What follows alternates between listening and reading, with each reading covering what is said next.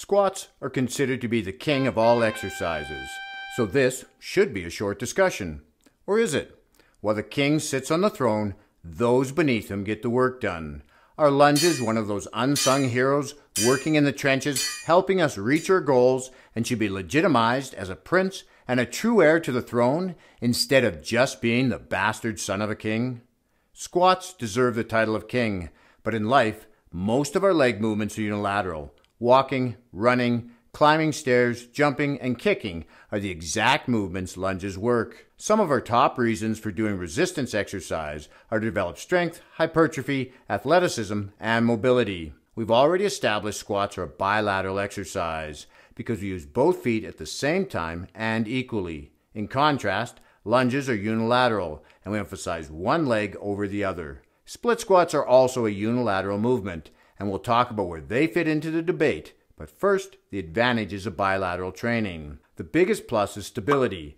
There's less of a balance issue, allowing us to lift heavier with a reduced risk of injury, resulting in the biggest gains in pure strength and power. This translates well into sports like Olympic and powerlifting or American football. European football, on the other hand, is where lunges wear the crown. Soccer is a sport that requires a lot of running, which can be strengthened with walking lunges.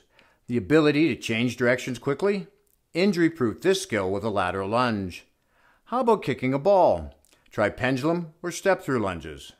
To be fair, American football needs these skills too. The point I'm making is lunges do an excellent job of strengthening us in movement, and as a result, I give it top marks for helping us develop athleticism. But I wouldn't recommend lunges for the absolute beginner.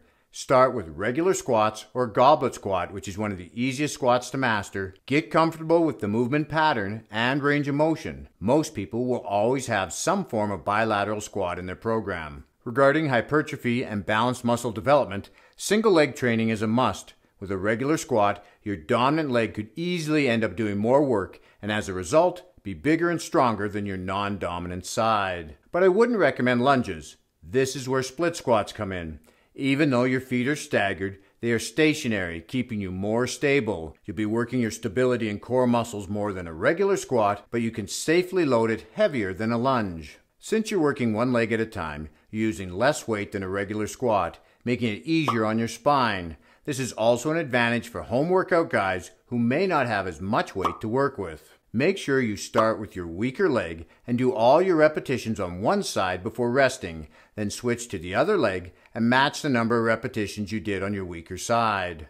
I usually rest a minute between each leg. A popular variation of the split squat is the Bulgarian split squat, and while I'd favor a regular split squat when it comes to being able to load heavy and build muscle, the Bulgarian split squat has some unique advantages. One of them is it improves our balance. Because of this, I wouldn't advance straight from a traditional split squat to a Bulgarian.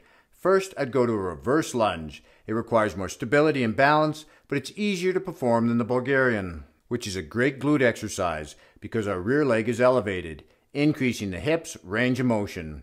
And it has to work harder to help stabilize the body as it moves. The stretch we get in this extra range improves our mobility too. If you find you don't have the flexibility to get all the way down, just go as low as you can with good form, and gradually over time, you'll find you'll be able to go deeper. Elevating our front foot on a step when doing a Bulgarian split squat increases the range of motion even further, allowing us to get our quads below parallel. This also works with a regular split squat. Squats and their variations helps to improve our strength, athleticism, balance, coordination, mobility, and builds muscle. But when is it okay to squat every day? Watch this video next to find out and keep working out while having fun. This is Lawrence from Fit and 50. We'll talk to you again in the next one.